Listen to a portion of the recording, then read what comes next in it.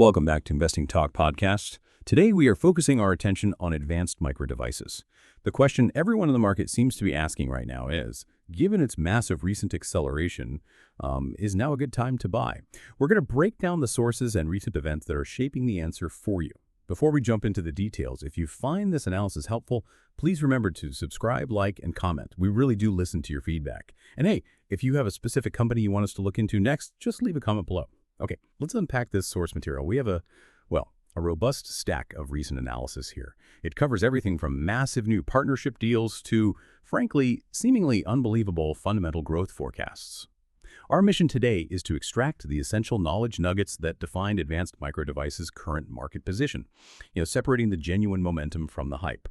Here's where the narrative fundamentally shifted, I think. Just a few months ago, the company made massive headlines, really changed its market valuation dramatically. For someone following the semiconductor space, what was the singular biggest game changer reported in our sources over the last quarter? Oh, that would unequivocally be the landmark OpenAI partnership, the one announced back in October 2025. This isn't just, another contract win. This deal fundamentally shifts the company's trajectory. It provides incredible validation for their entire AI strategy. Really does. Give us the hard numbers on that deal, because the scale is what stunned people, right? Right. The key detail is the commitment. They're deploying 6 gigawatts of the company's Instinct GPUs. Specifically, it's the high-end MI450 series, and that's going to begin rolling out starting in the second half of 2026. And this is crucial validation because it means a major hyperscale consumer, OpenAI, is actively diversifying. They're not relying solely on NVIDIA anymore. And the market reaction told the entire story. Almost immediately, we saw a historic jump, didn't we? Yeah. We absolutely did. The announcement, it sparked a 28% surge in advanced micro devices share price. That was the largest single-day gain the company has seen in, over 9 years. That reflects just massive investor optimism. The feeling that, okay, the company is now fully established in critical AI infrastructure, and crucially, that they're capable of competing for the largest enterprise contracts out there. Wait a minute, though. A 28% jump based on one announcement, even a huge one like that, it suggests the market was just starving for this kind of news. What does that really reveal about investor perception leading up to it? Well, what's fascinating here, I think, is that the partnership confirms AMD as a truly competitive alternative to NVIDIA in AI data centers.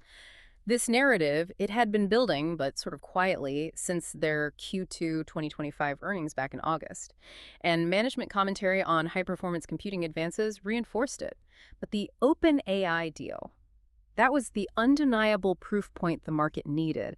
It validated the whole investment thesis. It basically went from a maybe they can compete to an absolutely they are competing. But okay, we need to ground this excitement in the fundamentals because a jump like that needs backing. The sources lay out an incredibly aggressive bullish investment thesis. It's based on projected revenue and earnings growth that, attempts to justify that 28% pop. Right. Let's look at those forecasts. Yeah. Because the numbers are astonishing, especially the earnings per share projections. They imply some dramatic margin expansion is coming. Absolutely. So analysts are forecasting revenue growth of 29.3% in 2025. That gets them to $33.4 billion. And then another 21.4% growth in 2026, reaching $40.5 billion. Now, to put that $40 billion goal in perspective for you, that effectively makes them a titan of the chip industry by 2026. They'd be operating at a scale comparable to, the biggest traditional hardware players. That scale, definitely. Yeah. But the profits are the real headline here, aren't they? Tell us about the projected earnings increase, and crucially, what are the financial mechanics driving that kind of profit growth? The profit expansion is the true story. It shows intense operational leverage. For 2025, the projected EPS is $3.94 per share. Now, that represents extraordinary growth of 294.1%, just massive. Then, in 2026, analysts expect $5.99 per share. That's another 52.0% growth on top of that huge jump. And when we talk about operational leverage, what it means is the cost to deliver those high-margin AI chips isn't rising nearly as fast as the revenue they bring in. They are successfully pushing the expensive, high-margin data center and AI products that dramatically boost the bottom line without proportional increases in, say, fixed overhead. Okay, that 294% EPS growth forecast for 2025, it's astounding. My internal skepticism alarm went off instantly, I have to admit. That requires near-perfect execution. What tangible factors give them the competitive edge they need to actually maintain this trajectory, especially against giants like NVIDIA and Intel? That's the critical question, isn't it? Their strength lies in several technical and strategic advantages, according to the sources. One is their core chiplet design. It offers manufacturing flexibility and potentially cost advantages compared to traditional monolithic chips. Secondly, their EPYC processors in the data center space consistently show superior performance per watt against Intel's offerings. That's a big deal for operational costs. Critically, the MI300 series positions them as really the only credible alternative in the high-end AI hardware space right now. That's huge leverage, but, and this is a big but, the real long-term battle is software. They are aggressively enhancing their software ecosystem, ROCm. That's essential if they want to scale machine learning workloads effectively. Let's pause on ROCm for just a moment. You mentioned this is the real battleground for those listening who might not know. NVIDIA's dominance isn't just about the hardware, right? It's the CDA software ecosystem that everyone builds on. Why is overcoming CDA the single biggest hurdle, and how is ROCm actually addressing that challenge? You hit the nail on the head. CDA has years and years of institutional momentum. It's where all the developers are comfortable. It's where the optimized libraries live. ROCm is AMD's attempt to create a viable open source alternative.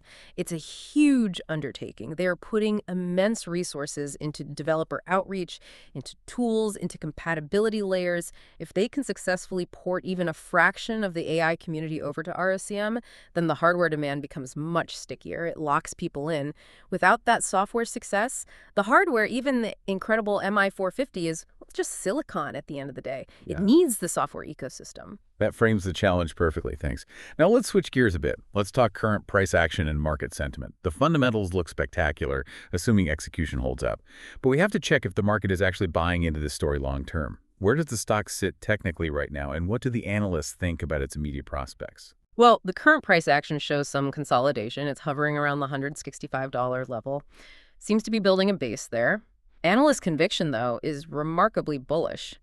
We see 26 buy or strong buy recommendations across the sources we review. That's against only 10 hold ratings. Okay, hold on. 0 sell ratings. For a company this size, facing this level of competition, that sounds a bit like groupthink, doesn't it?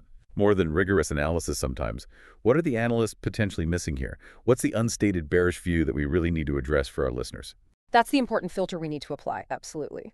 While the average price target is around $176.30, suggesting, a modest 7% near-term upside, that unanimous bullishness does raise an eyebrow. You're right. What they might be missing is the potential for delays. Execution risk, any minor hiccup in the MI450 rollout, or perhaps a significant counter move by NVIDIA, say an aggressive pricing strategy on their next gen, or a massive new CDA update that makes switching harder, that could instantly cool the sentiment. And this raises the important question. What specifically could derail this whole growth story? The sources point to 2 main categories of risk here. First, you've got company-specific risks. Execution risk is exceptionally high. They need flawless product launches, flawless market penetration to meet those really aggressive 2025-2026 growth targets. No room for error. Also, the continued immense competitive pressure from NVIDIA's deep AI dominance. And you can't count out Intel's multi-billion-dollar manufacturing recovery efforts either. That's a constant threat. And what about the bigger picture, the macro environment? Right. Second, we have sector risks. Standard semiconductor cyclicality is always a factor. These things go in cycles. And sensitivity to the broader economy is key. Enterprise IT spending is very closely tied to GDP growth. If corporate budgets tighten up because of macroeconomic uncertainty, well, those massive data center orders could slow down or get phased out over longer periods. That would dampen demand for all high-end chips, not just AMD's. Okay, so if you are weighing an investment now, looking at this balance, what are the specific dates and events you should be watching over, say, the next 3 months?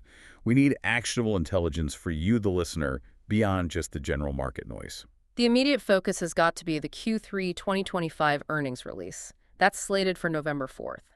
This will be intensely scrutinized. Everyone will be looking for the initial financial impact details related to that OpenAI partnership. And of course, any updated guidance on margin expectations or, crucially, order visibility from other hyperscalers. Are others signing up? Right. And beyond earnings, what signals institutional confidence? The big money that often drives long-term momentum. Good question. We have 2 key institutional flow indicators coming up relatively soon. November 15th is the major ETF quarterly rebalancing date. That can generate significant buying or selling pressure just from passive funds adjusting holdings. Then, on December 13th, we get the crucial institutional 13F holdings disclosure. This reveals whether the big money managers, the hedge funds, the mutual funds, were increasing or decreasing their holdings after that OpenAI announcement. That will be a major verifiable sentiment check. Okay, let's talk market chatter for a second. The sources mention a few powerful rumors, things that aren't confirmed, obviously, but consistently circulate. These could potentially move the price beyond the strict fundamentals if any of them prove true.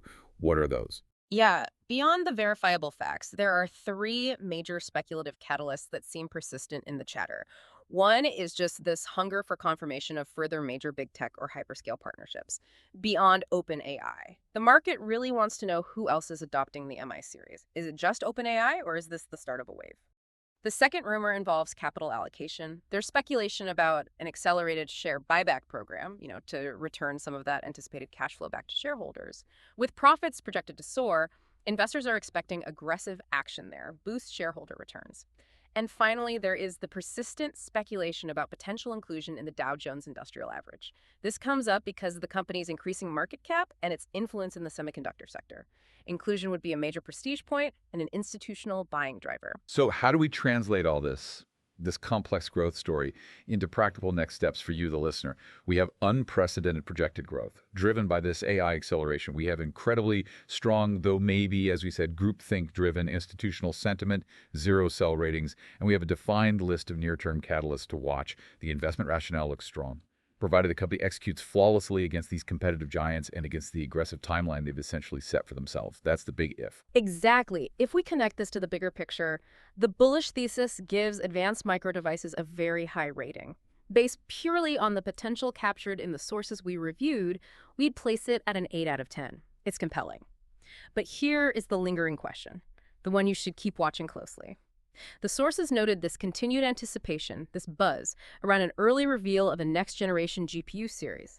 Could be consumer Radeon, could be professional Instinct. Now, if Advanced Micro Devices successfully leverages its current momentum, uses this OpenAI win to announce a major new hardware breakthrough earlier than expected, potentially leapfrogging the current competition by, say, 6 to 9 months, how much higher would that push their competitive advantage against the market leader in the coming year?